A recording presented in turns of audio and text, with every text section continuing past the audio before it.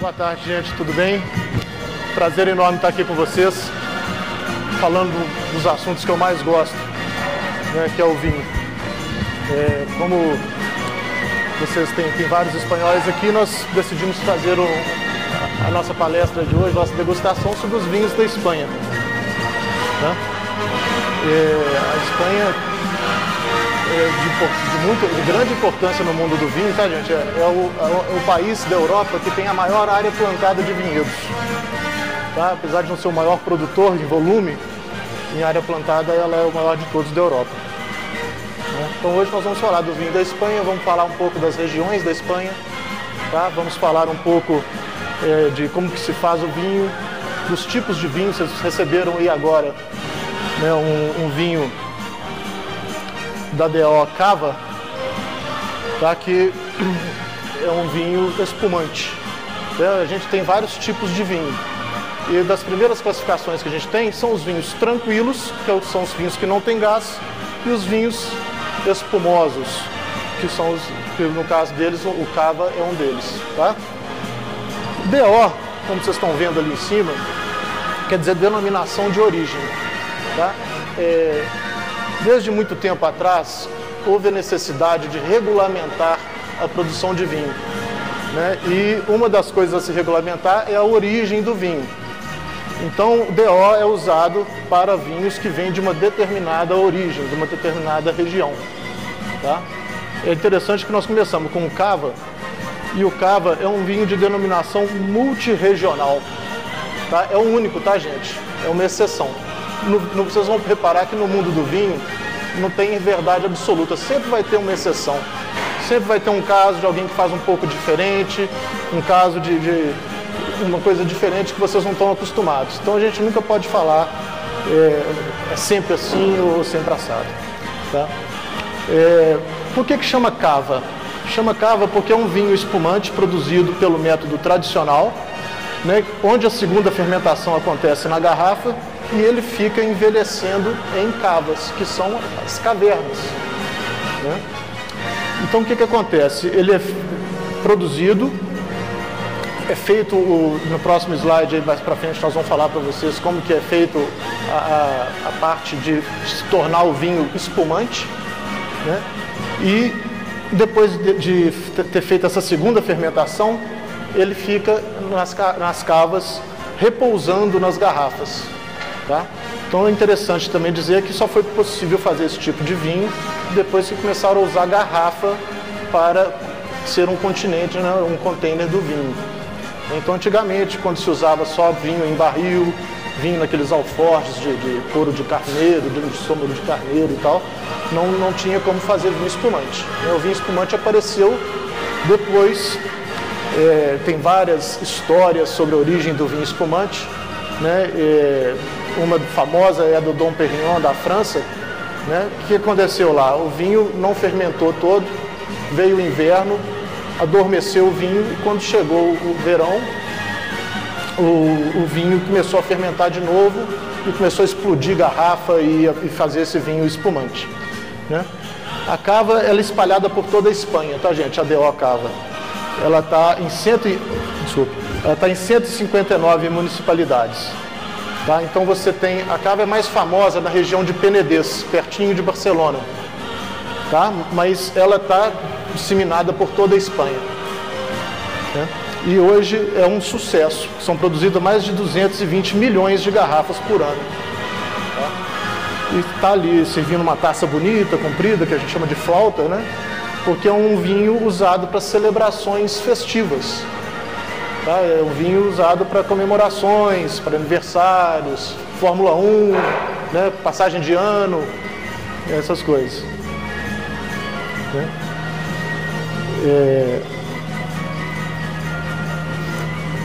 Uma das coisas da DO, que envolve a DO, é a regulamentação da maneira de fazer o vinho. Né? E uma das coisas mais importantes dessa regulamentação é as variedades de uvas que podem ser usadas. Tá? Então, no caso da Cava, está aqui em negrito, Macabeu, Charelot e Parelhada. Tá? São as tradicionais. Além delas, também é permitido fazer vinho Cava com Malvasia e Chardonnay. de uvas brancas, nós estamos falando, né?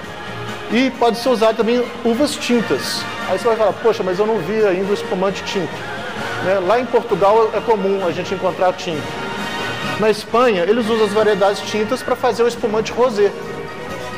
Tá? Que eles fazem um vinho base branco, um vinho base tinto e misturam um pouquinho do tinto no branco e faz o vinho base rosé. Tá? Então, por isso que tem aqui as tintas.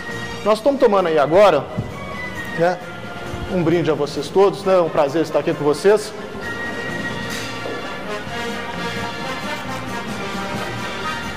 Um espumante que é um cava, né, que chama Marrugá Gran Reserva Brut Nature, da safra 2007. Tá? Esse nome traz um monte de informações pra gente. Tá? Marrugá é o nome do espumante, que é também coincide com o nome do produtor. Né? Gran Reserva quer dizer, diz respeito ao tempo que ele ficou nas cavas envelhecendo. Tá? Então, Gran Reserva é a classificação de que ficou mais tempo. Tá? O espumante jovem, ele fica até 9 meses envelhecendo. De 9 a 15 meses, ele é chamado de reserva. E a partir de 30 meses, ele é chamado de Gran Reserva. Tá? Então, isso quer dizer que é um espumante de mais prestígio, de mais qualidade, que adquiriu mais aromas, mais complexidade, porque ficou mais tempo reservado lá nas cavas, né, em contato com as leveduras mortas, as lias, né, que tem um processo de autólise que não cabe a gente conversar aqui, mas que traz mais corpo, traz uma série de características que você sente ao beber o vinho. Tá? Bom, ele é produzido pela Pinot Vinhos e Cavas, tá? É da DO Cava, que é a região, apesar de ser uma DO multirregional, a gente comenta como região como DO Cava, né? Feito exclusivamente com Macabeu, Parelhada e Charelot, né? E esse fica 48 meses de criança em contato com as lias, ou seja, ele fica dentro da garrafa depois que aconteceu a segunda fermentação, em contato com aquelas lias, aquela borra que fica da fermentação, tá? Por 48 meses. E a segunda informação que tem no nome, além do Gran Reserva, é o Brut Nature, que diz respeito ao açúcar residual. O que é a fermentação, gente? A fermentação de um vinho, a fermentação alcoólica, é a transformação do açúcar, do mosto de uva, né, a uva que foi espremida, e tem aquele suco de uva ali super doce, né, é a transformação daquele açúcar que está ali naquele suco em álcool e gás carbônico. Né? Existem as leveduras e uns fungos que consomem esse açúcar e depois de consumir o resultado é álcool e gás carbônico. Tá?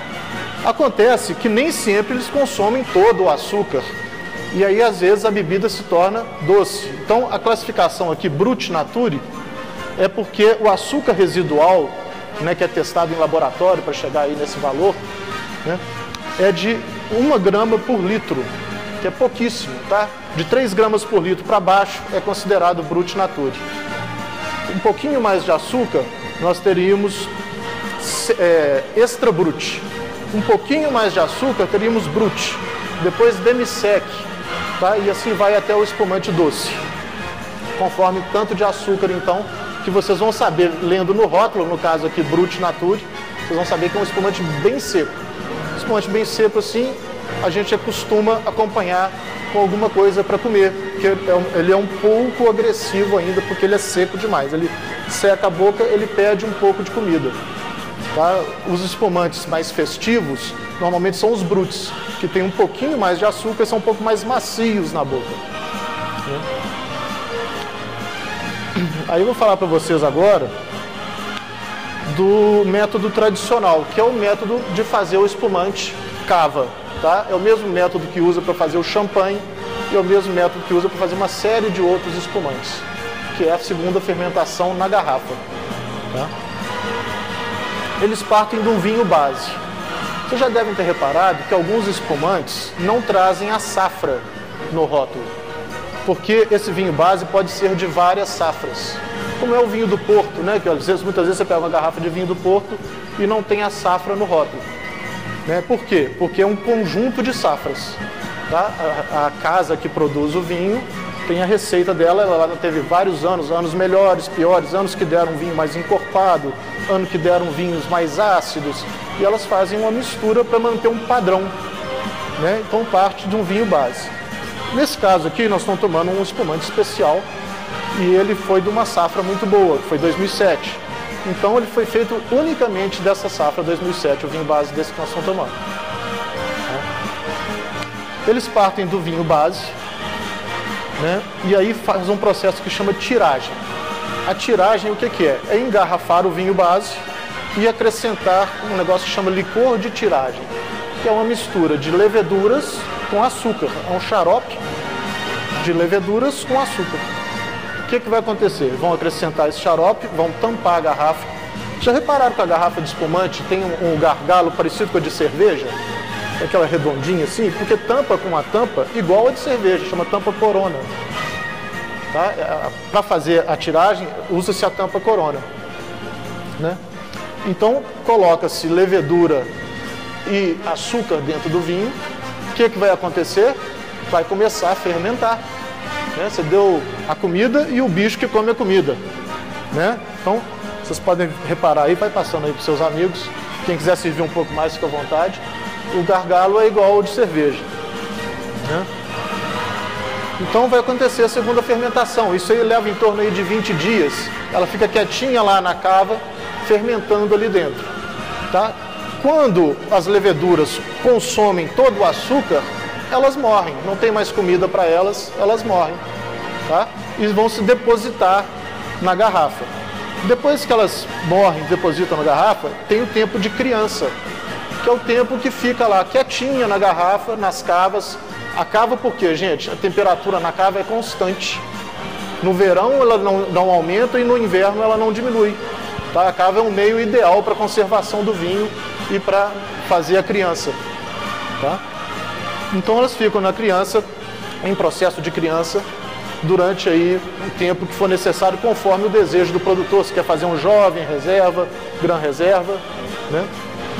Depois do tempo de criança, acontece o removido. Em francês o pessoal fala remoage. Né? O removido o que é? É para remover as leveduras mortas, as lias que grudaram nas paredes da garrafa, para não ficar um líquido turvo. Tá? Se vocês repararem bem, o espumante é bem cristalino, né? Ele é bem límpido. Né? Então, para chegar nesse resultado desse líquido tão cristalino, tão límpido, vocês têm que fazer o processo de removido. E o removido usa essas prateleiras aqui, que chama pupitre, tá? Que é um método francês, né, que foi usado também na Espanha para fazer as cavas, que consiste em você ir girando as garrafas uma vez por dia, 1/8 de volta, e inclinando. Elas começam na horizontal, né? E a partir daí você começa a girar as garrafas uma vez por dia. Ele vai agitando essas leveduras que estão lá dentro e vai inclinando a garrafa até que no final de 20 dias aproximadamente as garrafas estão na posição vertical. Né? E com isso as leveduras vão sendo empurradas para o gargalo e vão se concentrar todas na ponta da garrafa. Tá? Então, este removido demora aí para aproximadamente 15 a 20 dias, é feito manualmente, mas existem já máquinas que fazem. Né? As casas mais tradicionais, mais prestigiadas, fazem manualmente. Já existem máquinas que fazem isso aí automaticamente. Né? Então, depois do removido, que está toda a levedura acumulada no gargalo, o que vai acontecer? Nós vamos fazer a degola. A degola é retirar essa levedura morta que está na ponta da garrafa, que já está de cabeça para baixo. Como é que eles fazem a degola? Eles colocam a ponta da garrafa em contato com um líquido muito frio, base de hidrogênio, de nitrogênio.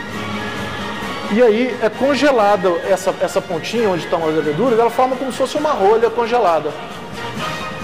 Depois que forma essa ponta congelada, eles abrem a garrafa com o abridor E a pressão que está lá dentro, que pode chegar a 6, 7 atms, expulsa, né, essa rolhazinha congelada. Então, depois disso, você parte para a expedição. A expedição é decidir se você vai fazer Brut Nature, Brut, Extra Brut.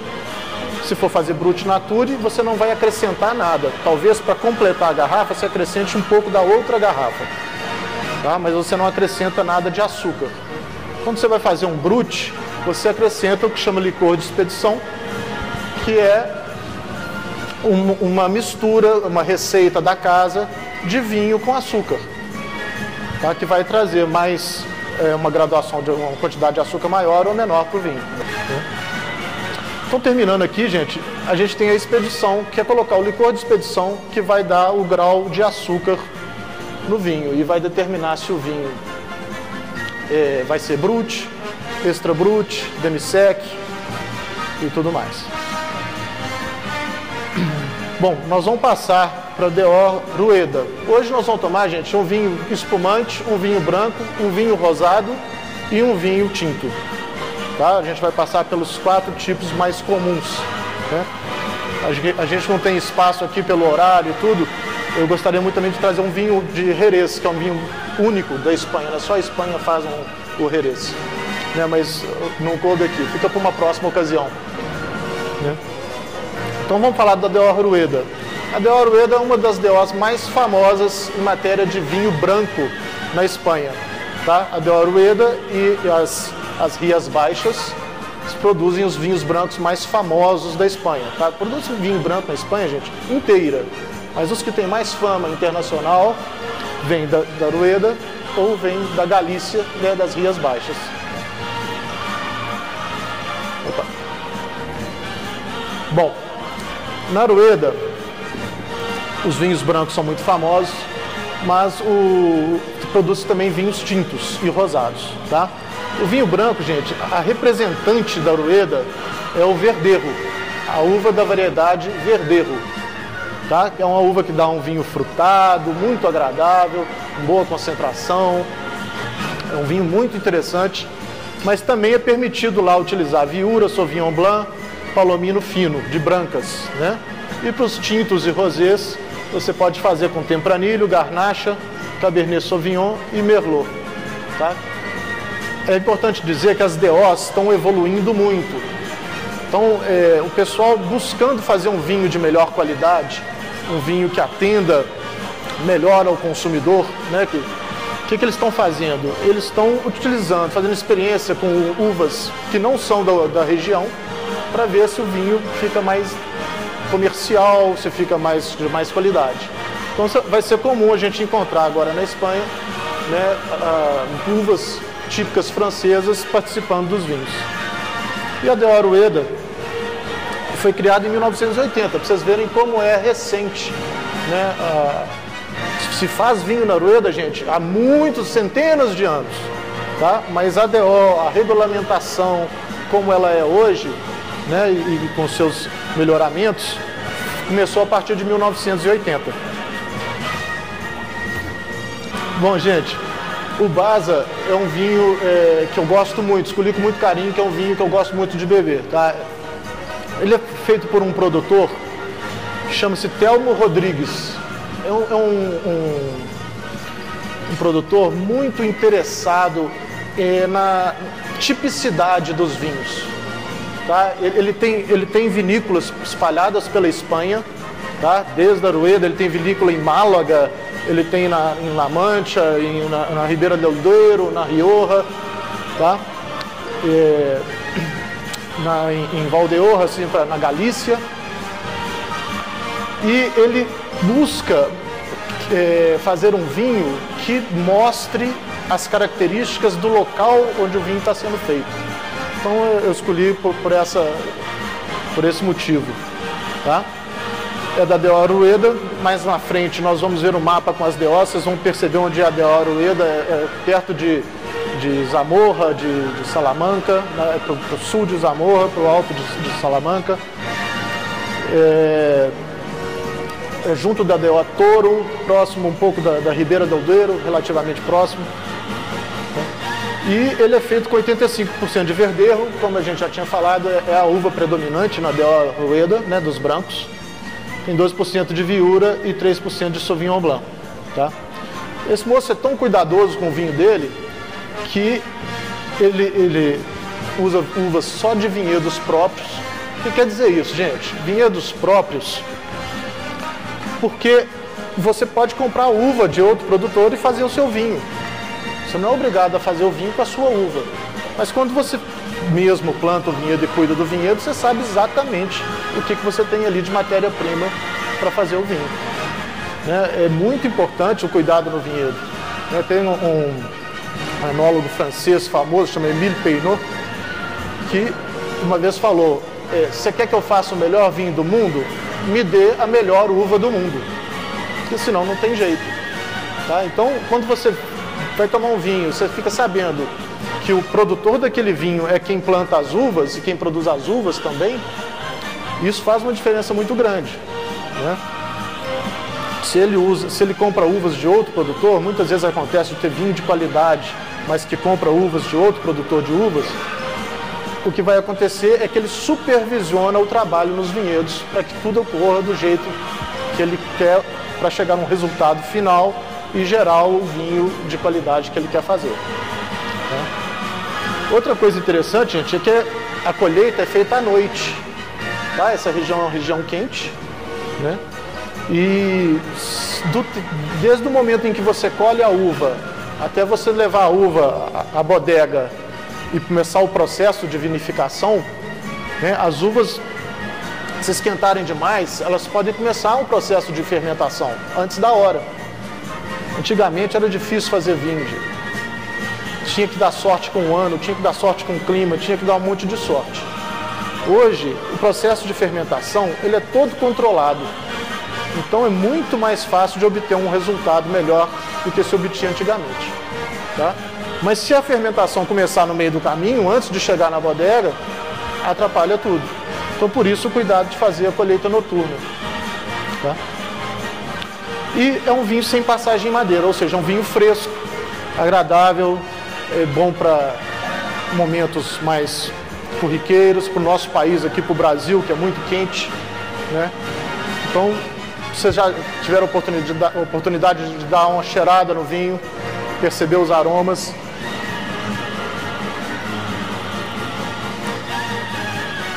Alguém chutaria aí, alguém saberia, arriscaria aí um aroma que está sentindo nesse vinho?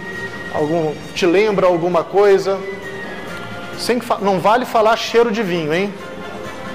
Cheiro de uva também não vale.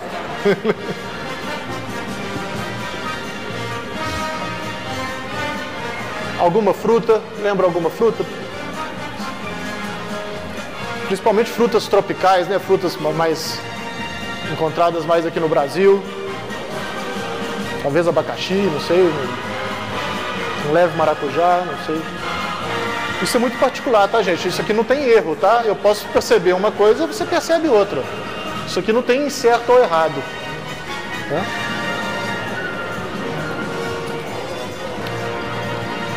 Se vocês derem um gole, gente, e passarem o vinho pela boca toda, o que acontece? O vinho, para você percebê-lo na boca, a boca tem várias... As sensações que você tem na boca depende da parte da boca que o vinho está. Tá? Então, na língua, na lateral, você sente acidez. Na pontinha, você sente a doçura. Tá? No fundo, você sente o amargor. Então, se você tomar o vinho, só aquele pouquinhozinho assim na ponta da língua, você não vai perceber o vinho corretamente. Você tem que dar um gole razoável, né, para que vocês consigam realmente perceber o vinho.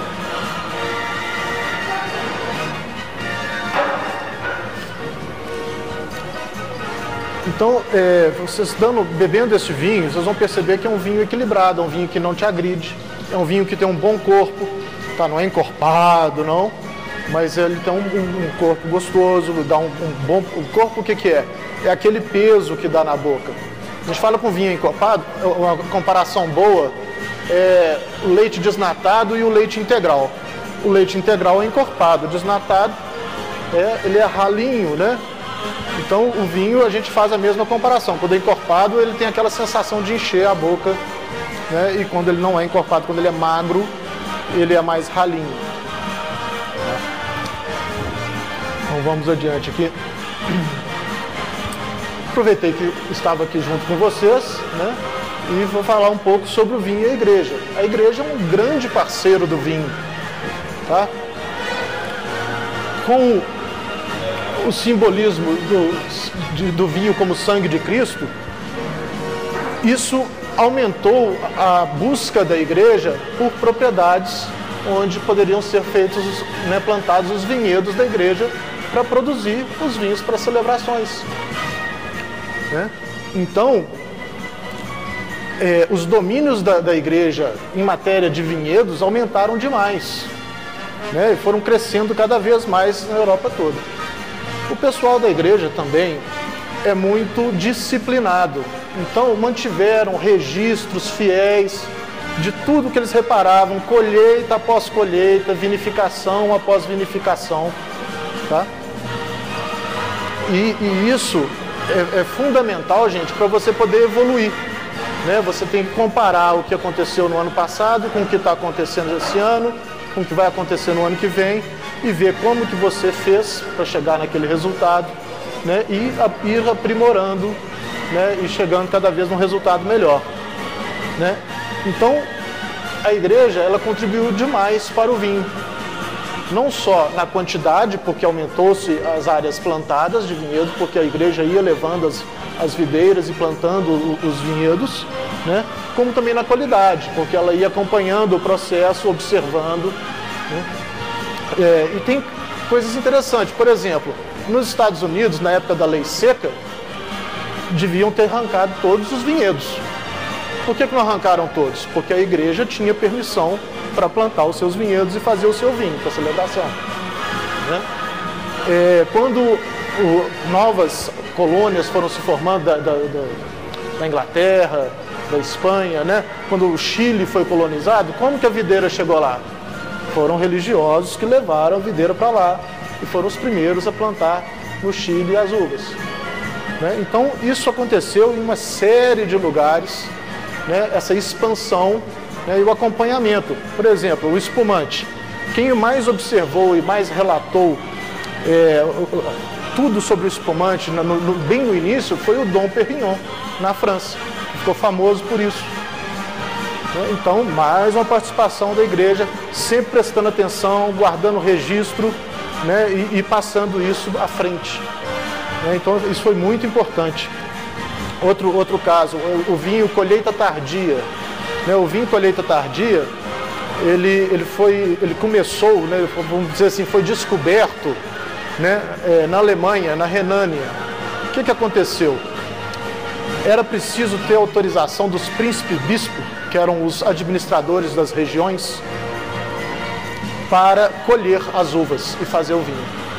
Então, quando chegava na época da colheita, milhares de cavalheiros de todas as fazendas, mosteiros, de tudo que tinha na região, saíam em direção, né, à central administrativa, onde ficava o príncipe-bispo, para pedir autorização dele para colher.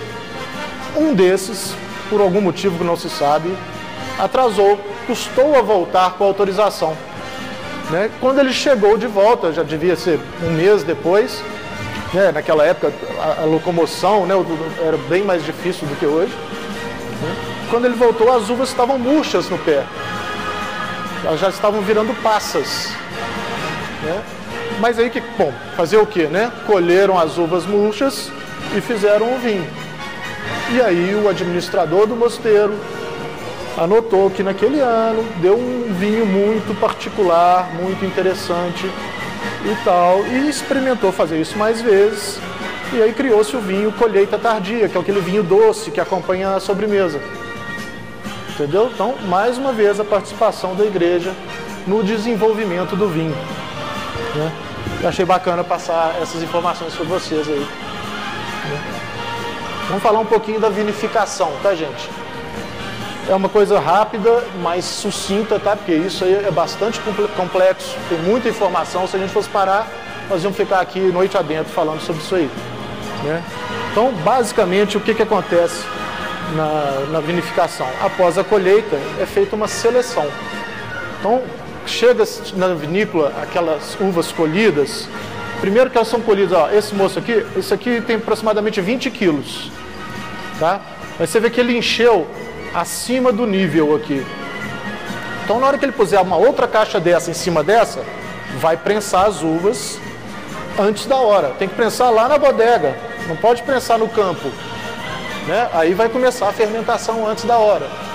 Então, vocês já devem ter visto, alguns até presenciado, colheitas em que eles colhem em grandes containers, né? Isso não é bom, porque o peso da própria uva vai prensando a uva de baixo, né? O ideal para fazer um vinho de qualidade é colher em pequenos containers e não amassar as uvas até que elas cheguem na bodega.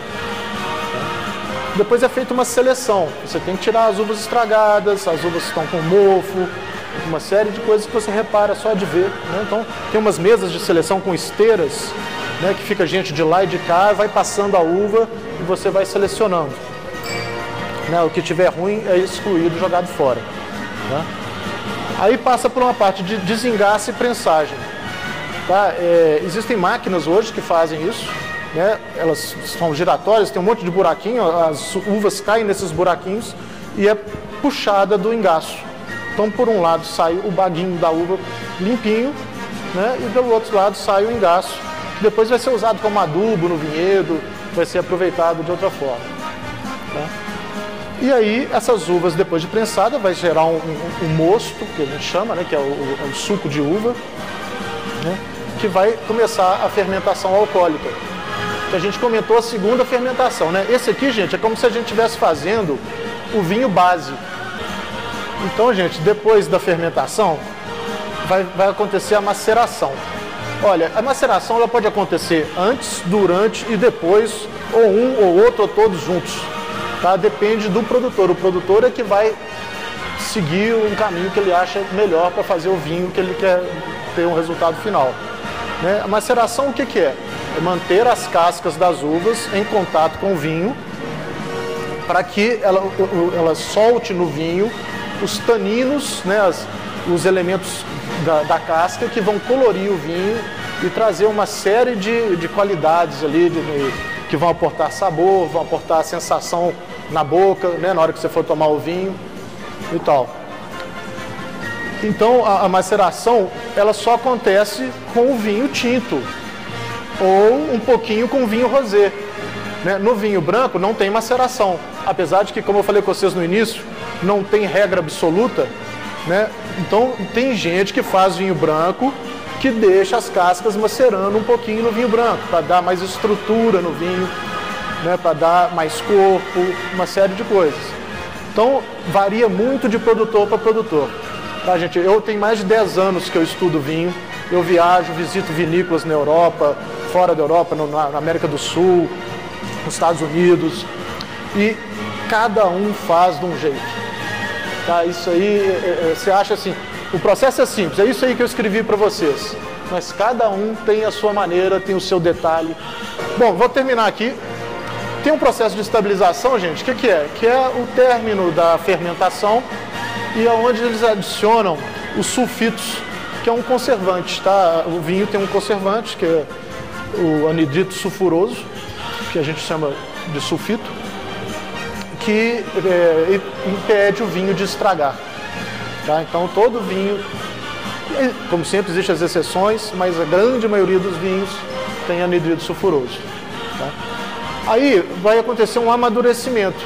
O vinho branco, ele sai da vinícola rápido, né? Fez o vinho branco, engarrafou, já pode vender, né? O vinho tinto, nem sempre, às vezes vai colocar no tonel de carvalho, né? Vai passar algum tempo lá envelhecendo, né? Às vezes não vai pôr no tonel de carvalho, mas vai deixar na garrafa na vinícola, porque ele ainda está muito duro, muito ácido, com taninos verdes ainda, porque o vinho é uma bebida viva, né, gente? Então ele vai envelhecendo na garrafa. Ele precisa envelhecer um pouquinho para perder um pouco da dureza dele, para não ser um vinho tão agressivo na hora de beber, tá? Isso varia de vinho para vinho. E aí vem o engarrafamento, depois pode ficar mais um tempo na vinícola, ou depois pode ir ser direto comercializado e ir para o mercado. Bom, agora nós vamos falar de uma DO nova, nova sim, mas moderna, ela não tem nada de nova, ela é bem antiga, que é a DO de Navarra. Navarra é uma DO maior que quase que envolve a Rioja, é a vizinha da Rioja. Uma cidade famosa da Navarra é Pamplona.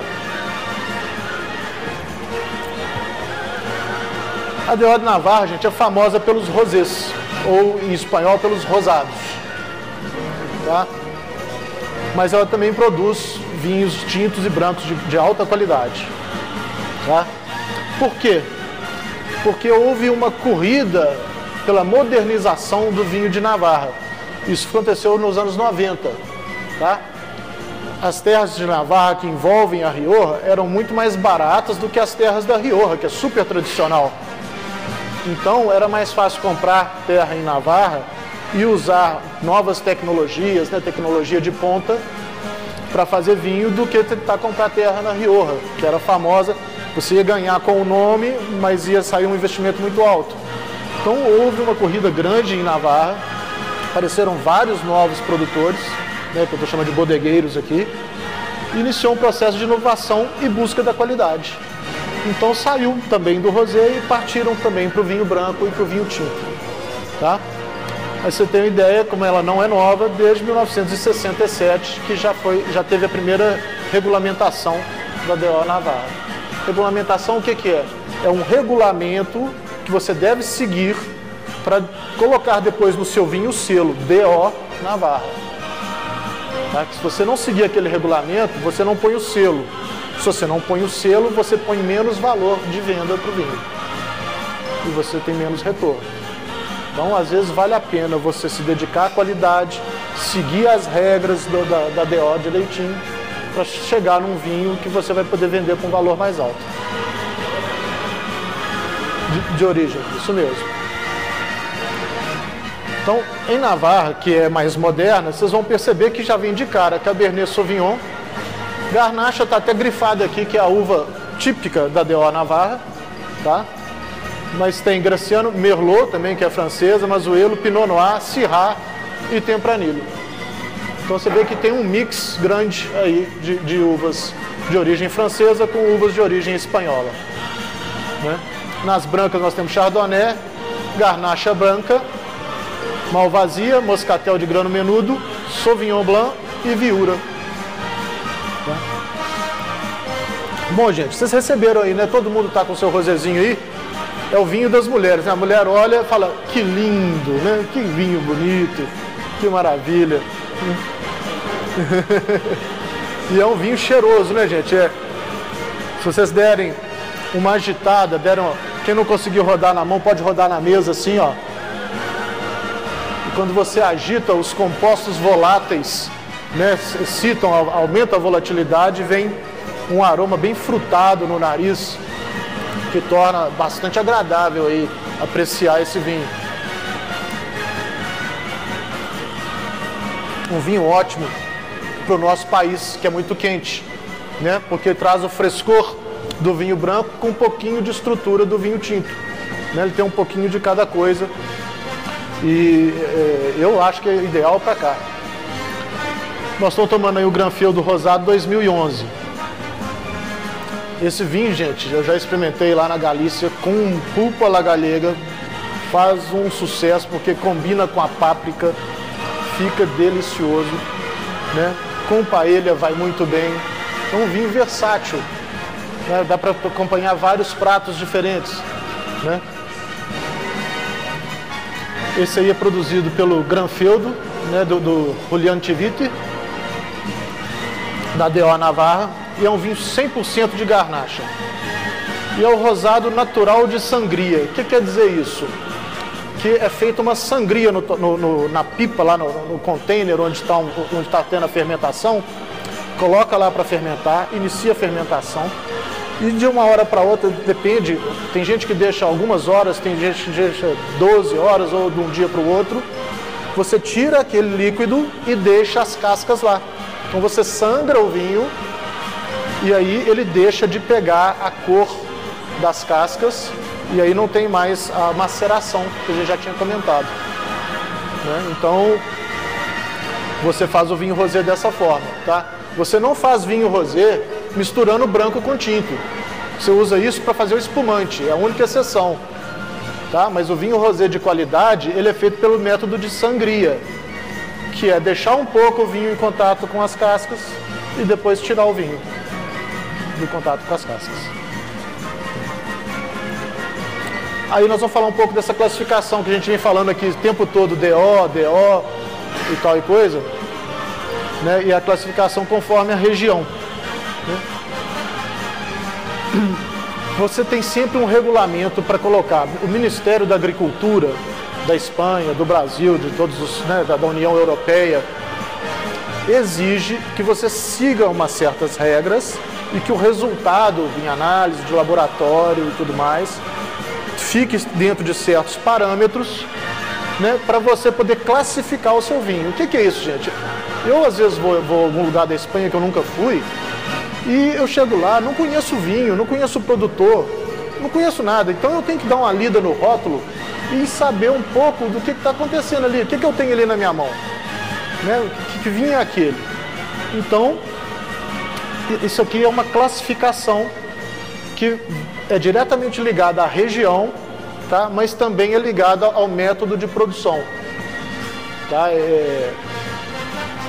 Você tem aquele regulamento para seguir e é feito um acompanhamento desde o momento em que a uva está no vinhedo até o vinho ser engarrafado e ser liberado para o mercado, que tem casos aqui e que ele não pode ser liberado para o mercado depois de engarrafado.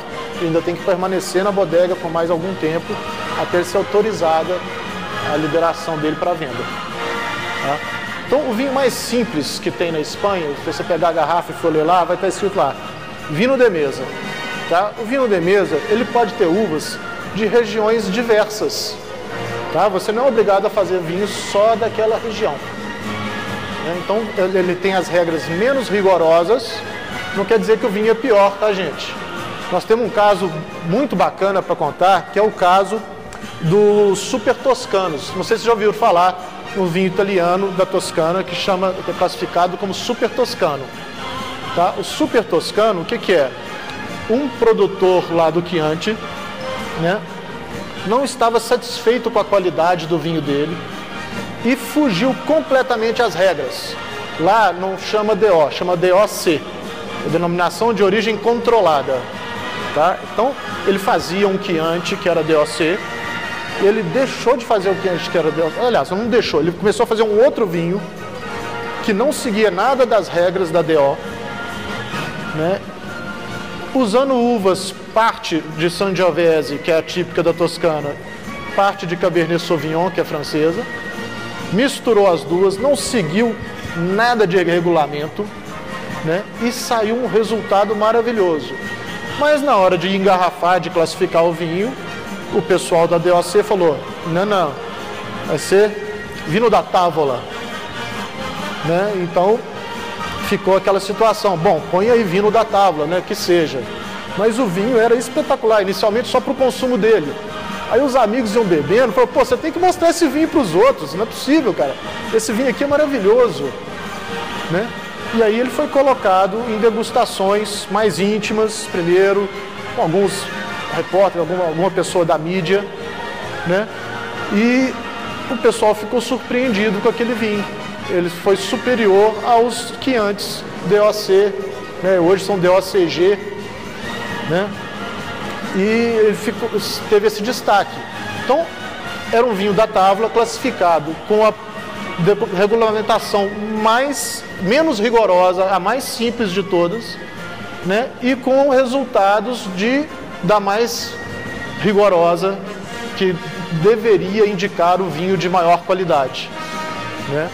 E isso começou essa revolução no mundo do vinho. Por isso que vocês viram nos slides anteriores que tem Cabernet Sauvignon lá na Espanha, né? Então usam Merlot, usam Syrah, né? E que não são uvas típicas do local. Então, a segunda classificação é o vinho de mesa com direito de mencionar vinho de la tierra. Por quê, gente? As uvas são só daquela região, mas não seguem os rigores dos vinhos de qualidade e dos DOs, ou DOCA. Então, o vinho de la Terra, por exemplo, eu tenho um caso muito bacana. Uma vez eu fui a Ribeira del Duero visitar vinícolas e fomos a uma vinícola que chama Abadia Retuerta. Faz um vinho espetacular. Eles têm vinho só de Cabernet Sauvignon, vinho só de Merlot, entendeu? Tem os Tempranillos também, Graciano, Mazuelo, mas eles têm vinhos que saem do normal lá na Ribeira del Duero. Pode-se usar Cabernet Sauvignon, Merlot, Syrah, mas em quantidades menores. Normalmente usa-se muito de Tempranillo e um pouquinho dessas, né? E aí o que esse moço fez? Quando ele está exatamente no limite da DO, ele não está dentro da DO, ele é vizinho à DO, da Ribeira del Duero. E aí ele fez um pedido à DO que o incluísse na DO. A DO falou, não, nada de DO para você não está no limite, não tem conversa. Tudo bem, vou fazer meu vinho. Fez o vinho atingiu notas altíssimas dos críticos, teve uma repercussão internacional, criou a fama dele. Aí a DO falou para ele, se você quiser você pode fazer, não, agora eu não quero mais não. Não, senhor, né? Agora que eu já tenho fama, meu vinho já custa caro, uma garrafa de vinho desse moço aí, de um vinho bom dele, custa 80 euros. Entendeu? Então, assim, ele já consegue vender os vinhos dele. Gente, o bacana de custar 80 euros é porque compram por 80 euros. Porque pôr o preço você pode pôr, mas muita gente compra, ele vende tudo, né? Então, é um caso interessante. E o vinho dele é o vinho de la Terra de Castilla y León. Não é Ribeira del Duero. Ele está no limite. Entendeu? Então, para mostrar que ele só usa uvas daquela região que ele mesmo planta. Tá? Depois tem os vinhos de qualidade. O que acontece? Tem a indicação geográfica também. Então, tem que ser de uma determinada região. A diferença de vinho de mesa, vinho de la Terra, com vinho de qualidade, com indicação geográfica, é que esse regulamento aqui é mais rigoroso. Tá? Então tem uma série, o regulamento é extenso, não vale a gente comentar aqui, mas ele é mais rigoroso. Um exemplo bom é de Granada. Em Granada tem uma região geográfica que faz vinho de qualidade. Tá? Depois vem a denominação de origem, que segue o mesmo conceito, é só de uma determinada origem, com exceção do cava, né? E a denominação de origem calificada, que aí são terras menores ainda. Bons exemplos aqui são o Priorato e a Rioja, são de denominação de origem calificada. Tá? Aqui, gente, nós temos um caso à parte. Ele está no final, mas não quer dizer que ele seja melhor do que todos esses aqui, ou que ele seja mais rigoroso. Os vinhos de pagos são vinhos únicos. O que é? Encontrou-se um pago, ou seja, um lote lá, uma área, de onde saem uvas que dão vinhos únicos, com particularidades que não tem nas redondezas. Estão todos na mesma região, mas aquela micro-região não dá vinhos com essa qualidade que dá isso, com essa particularidade. Tá? Não quer dizer que é melhor, quer dizer que é diferente, que é interessante. Então, existe agora uma classificação nova que chama vinhos de pagos. Tá? Não quer dizer que é melhor, tá, gente? Mas é bem interessante. Aqui, ó, é o mapa das DOs, né, dos vinhos de pago e dos vinhos de qualidade. Vocês vão ver que tem vinho espalhado pela Espanha inteira. Nós tomamos primeiro o cava, que tá... O cava, gente, não tem como apontar no mapa, tá no mapa todo. Tá? O que eu posso falar para vocês é que em Penedès, que é aqui esse verdinho, é onde tem os cavas mais famosos, onde é o berço do cava. Mas o cava é autorizado em 159 municipalidades, então ele é espalhado por toda a Espanha. Tá? Mas nós tomamos anteriormente o branco, é aqui de Rueda, aqui é Toro, aqui é Ribeira del Duero, tá? Depois estamos tomando agora o de Navarra, que é essa região aqui que abraça a Rioja, e essa verdinha é a Rioja. Tá?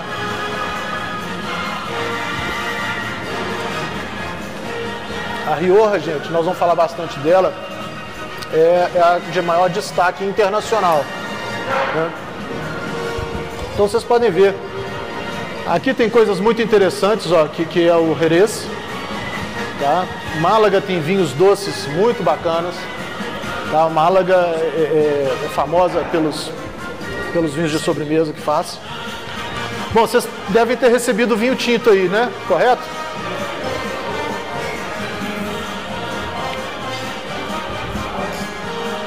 O vinho tinto vem da famosa DOCA Rioja. Né? Ô, gente, a Rioja é um lugar encantador para quem gosta de vinho. O vinho, né, de um tempo para cá, começou a ter o turismo do vinho. Não, você visitar a Rioja, porque a Rioja ela é toda voltada para o vinho. Você vai na Ribeira del Duero, você passa, tem criação de carneiro, entendeu? Tem plantação de milho, tem outras culturas, outros produtos agropecuários ali, né? Na Rioja não, a Rioja respira vinho. Então quem gosta, quem tem interesse, e é um turismo de pessoas cultas, boas de conversar, sabe? É um turismo muito bacana de fazer. Visitar a Rioja é um prazer, realmente é um negócio muito bacana, né? Se tem uma ideia, ela é tão antiga que as regulamentações, né, já tinham um conselho regulador, que já tinha o desejo de ter o conselho regulador em 1926. Tá? Gente, por que regulamentar? Na Rioja tem um caso bacana. Regulamentar para evitar falsificação e para zelar pelo bom nome do vinho. Porque a marca, todo mundo sabe hoje, que é uma das coisas mais importantes no mundo do comércio aí, empresarial. Né? Você tem que ter uma boa marca para vender o seu produto. Né? E a marca, no caso aqui, é Rioja. Então, vocês tinham que evitar. Por que regulamentar? Para evitar falsificações. Né? Então, por isso que tem essas regulamentações, esses decretos, né, os regulamentos todos.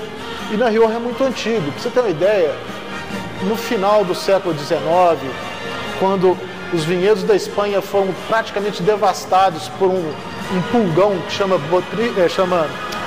Phylloxera devastatrix, só ver o nome científico, né? Phylloxera devastatrix. Né? Ela devastou realmente 90% dos vinhedos da Europa. Começou na França. Eles importaram esse pulgão dos Estados Unidos, tá? Sem querer. E depois curaram as videiras, importando as videiras dos Estados Unidos. E hoje a videira se faz um enxerto. Antigamente é o que se chamava pé franco. Pé franco o quê? Você planta uma muda, a muda nasce e cresce e pronto. Hoje não, você planta uma muda e você faz um enxerto na muda. Tá? Então você tem embaixo que se chama de cavalo e em cima você põe a variedade, que é a variedade que você quer realmente cultivar. Né? Então os cavalos, para conseguir ser resistente à filoxera, que era um pulgão que atacava as raízes, né? Eles eram americanos. E aí em cima você punha lá tempranilho, a garnacha, né? A uva que achasse mais adequada. Aí a criação mesmo só foi acontecer, do conselho só foi acontecer mesmo em 53, depois a regulamentação da DO em 70 e só em 91 que ela virou DO calificada. Tá? Lá na Rioja reina absoluto a tempranilho. A tempranilho é a grande uva da Rioja, inclusive é onde é chamada de tempranilho. Por exemplo, lá na Ribeira del Duero é chamada de Tinta del País. Né? Tem lugar que é chamada de Huile de Lebre, tem lugar que é chamada de Cercial, em Portugal tem Aragonês, tem Tinta Roriz, tudo é tempranilho. Só que conforme a região vai mudando, né? Em Touro é chamada de Tinta de Touro, né? Conforme a região vai mudando o nome da uva. Tá? Então lá você vai encontrar tempranilho principalmente, mas também tem garnacha, graciano, mazuelo e maturana tinta. Tá? Tem uvas brancas, faz alguns vinhos brancos muito interessantes lá na Rioja, tá? Principalmente de viura, mas também tem garnacha branca, malvasia, maturana, tempranilho e turruntes. Minoritariamente, gente, é permitido utilizar Chardonnay, Sauvignon Blanc e Verdejo nos vinhos brancos da Rioja, tá? Mas uma quantidade minoritária, por isso que está separado ali, é só numa quantidade menor. Tudo bem? Beleza. Né? Então nós estamos tomando aí, vocês receberam Coto de Mas, tá? É um Rioja de 2001. Gente, se você tomar hoje em dia um vinho de 2001, né, um vinho aí com 12 anos de safra, né, é uma coisa especial. Tá? É difícil de achar no mercado um vinho tão antigo. Né? Eu comprei semana passada. Então é uma coisa muito especial. Esse é um vinho especial. Eu quis trazer um vinho realmente bacana para vocês, um vinho bem conceituado, né? Esse vinho. Ele é feito de uvas muito antigas, né? de vinhas antigas, né? E com rendimento baixíssimo. Então, vocês vão ver aqui que o rendimento médio dele é de 40 hectolitros por hectare. Gente, isso é quase nada, é muito pouquinho. Você falar para um produtor que está começando agora, que ele vai ter um rendimento no vinho dele de 40 hectolitros, ele desiste, ele não, vou desistir, não vou fazer vinho mais. Tá? Porque para fazer com esse rendimento, você tem que ter um vinho que dê o retorno, né, de qualidade, que dê um retorno à altura. Né? Então ele é produzido por essa vinícola chamada Coto de Rioja, é 100% tempranilho, de vinhedos próprios, como eu falei para vocês, de um vinhedo na região que chama Cencineiro, na Rioja Alta. Tá? A Rioja é dividida em 3 sub-regiões, Alta, Barra e Alavesa. Tá? Alavesa é um pedacinho que pega de Álava, né? Que não é Rioja, não é o território de Rioja, mas é considerado Rioja para o vinho. Tá? Não é considerada geograficamente, lá, politicamente, mas para o vinho é o Rioja. E esse vinho, gente, que nem o Cava, ele vem com essas 2 palavrinhas mágicas aqui, ó, Gran Reserva. Tá? Gente, isso é muito importante porque existe uma regulamentação por trás dessa palavra. Que nem existe a regulamentação da região, DO qualificada, né? Vino de la Tierra. Aqui nós estamos falando da criança. Às vezes vocês vão ouvir dizer vinho com criança, vinho sem criança. Tá? Vinho com criança, o que é? Que ele teve algum amadurecimento antes de ser vendido. Pode ser só na garrafa. Normalmente é passando também por barrica de carvalho. Se vocês derem uma cheirada no vinho, vocês vão perceber um aroma meio abaunilhado, assim, leva para um doce, assim, um toque. Esse aroma vem da madeira, tá? Da barrica que é utilizada para amadurecer esse vinho. Então, esse vinho, como ele é Gran Reserva, ele passa 24 meses em barris de carvalho americano e francês. Tá? Depois dos 24 meses, ele fica mais 36 meses em garrafa e só aí ele é comercializado. E nesse caso aqui do Coto de Mas, ele chega a 40 e poucos meses de garrafa. Ele não é comercializado, porque isso aqui é a regra. Então eles põem na ficha técnica do vinho a regra, porque aí eles não fugindo da regra, está tudo bem. Mas lá eles chegam a guardar o vinho até por mais tempo. Por isso que hoje está no mercado um vinho 2001. Sem falar que 2001 foi uma safra excepcional na Rioja. Tá? Foi uma safra que deu vinhos com estrutura suficiente para poder ser tomado tão antigo. Aquela história, gente, que vinho quanto mais velho melhor, né, é a maior mentira que existe em torno do vinho. Tá? Vinho não é quanto mais velho melhor. Cada vinho tem o seu tempo. Tá? O vinho nasce, ele amadurece, ele tem um tempo de maturação, ele chega num estado ótimo, tem um platô, ele fica algum tempo nessa situação maravilhosa, muito bom de se beber, e depois ele declina até morrer. Então todo vinho tem o seu tempo. É igual gente. Tá? Quando está mais maduro, está mais inteligente, está mais bom de conversar, perdeu algumas qualidades da juventude, mas ganhou algumas, né, da experiência, né, da idade. Então é a mesma coisa. Então tem um ponto ideal que ele junta todas as qualidades e depois ele começa a perder até que chega uma hora que ele é intragável.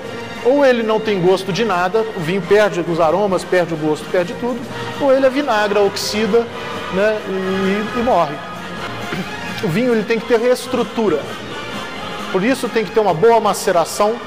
Na maceração, eu esqueci de comentar com vocês, eles fazem um processo que chama remontagem. Por que chama remontagem? Porque eles tiram o vinho de baixo e jogam o vinho por cima. Quando está tendo a fermentação, gente, dentro dos containers, a fermentação chama fermentação tumultuosa. Por quê? Porque ela gera gás carbônico.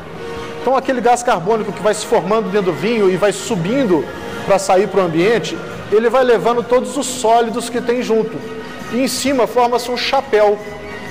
Então as cascas, todos os sólidos que estão ali participando da fermentação, eles são levados para o alto do container. Chegando no alto do container, se eles ficarem lá, eles não vão passar os componentes para o líquido que está em fermentação, para o mosto. Né? Então o que eles fazem? Eles fazem a remontagem.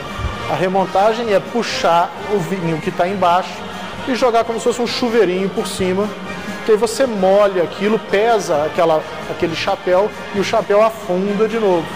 E aí fica em contato com o líquido e vai fazendo mais extração, mais maceração. Isso dá estrutura para o vinho. Né? O que é a estrutura do vinho? São os taninos, é o álcool, né, que se forma, né? E todos os elementos que consegue tirar ali da casca, né, e dos sucos, que conseguem ter uma estrutura tal que vai conseguir envelhecer por mais tempo. Você já deve ter reparado, vinhos tintos envelhecem mais do que vinhos brancos.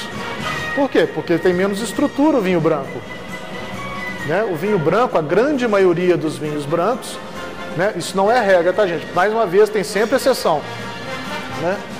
Então, a grande maioria dos vinhos brancos é bom a gente tomar até 3 anos de idade. Tá? Depois da safra. Você viu uma safra lá, é 2010, deve estar no limite. Eu já estou em 2013, no final de 2013. Então, esse vinho deve estar no limite. Agora, depende. Se você conhece o vinho, conhece o produtor, sabe como é que ele foi feito e tal, você fala assim, não, Rodrigo, esse aqui é um vinho que ele aguenta aí 5, 6 anos tranquilamente. Depende da uva também. Tem uvas que dão mais estrutura, uvas que dão menos estrutura. Né? Então, a gente tem que conhecer todas essas coisas para saber se o vinho deve ser guardado por mais tempo ou se eu devo tomar ele logo, senão ele vai acabar estragando, vou acabar perdendo o vinho. Bom, vamos falar um pouco da criança na regra da Rioja, tá? Porque esta regra ela varia de DO para DO, né?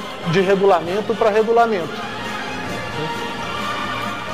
Então, lá na Rioja, você tem o vinho mais simples, o que ficou sem criança, que é chamado de Robin. Tá? O Robin, o que eu posso fazer? Eu posso fazer o vinho, fermentou, estabilizou, engarrafou, pôs no mercado à venda. Né? Depois eu tenho o Roble. O Roble, ele passou algum tempo por carvalho, mas ele não atingiu a criança do criança, que é logo o próximo nível ali. Tá? Então ficou 4 meses, 6 meses, 8 meses, não pode ser chamado de criança, mas também não é um Robin. Então é chamado de Roble. Roble, para quem não sabe, é carvalho. Né? Então passou por carvalho. Depois nós temos o criança. O criança, gente, ele tem que ficar no mínimo 24 meses na bodega, sendo que 12 desses meses tem que ser em barrica de carvalho. Tá? Se não passar por essa regra, não pode escrever no rótulo criança. Tá? Depois nós temos o reserva. O reserva tem que ficar no mínimo 36 meses na bodega, sendo que no mínimo 12 em barrica de carvalho, o restante em garrafas. Aí você vai me falar, né? O esperto logo captou ali, poxa, só tem que ficar 12 aqui em cima em barrica de carvalho. Só tem que ficar 12 aqui embaixo também em barrica de carvalho. Para eu ter um criança, eu compro ele, guardo um ano, né? Passa a ter uma reserva, né? Eu compro criança, guardo um ano, passa a ter uma reserva. Não, não é bem assim, tá, gente? Para você fazer uma reserva, a uva tem que ser uma uva diferente. Então tem outras regras por trás. Aqui a gente fala do tempo, porque isso aqui é muito conhecido por quem vai comprar o vinho, por quem entende. Então é importante falar disso aqui. E não vale aqui a gente colocar o regulamento todo. Mas um produtor de prestígio não põe um reserva com uma uva que não aguenta um reserva.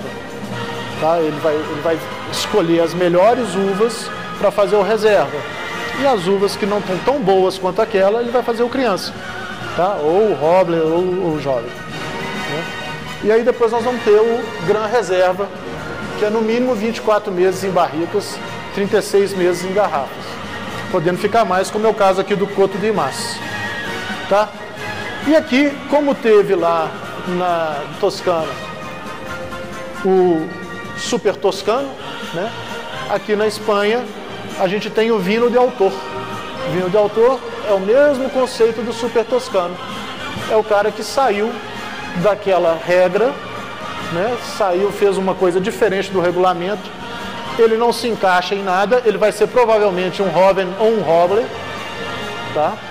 Só que eles são conhecidos como vinho de autor, dá um apelido, não vem escrito isso no rótulo, dá um apelido, porque ele conseguiu um vinho de alta qualidade. Então ele põe o nome dele, ele é conhecido na mídia, né, internacionalmente, pelos críticos, elogiado, né, e aí chama-se vinho de autor, porque não cabe nessa classificação. Bom, nós terminamos aqui o nosso...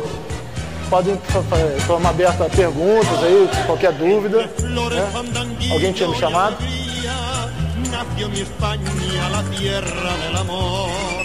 Muito obrigado aí, pessoal. Espero que tenham gostado e tenham aproveitado aí os vídeos. Esse é o touro de Osborne, né? Não sei se vocês conhecem, é espalhado pela Espanha toda. Quem passeia pela Espanha, vira e mexe, olha pro alto do morro, tá lá o touro vigiando a gente. O Osborne é famoso pelo brandy, né?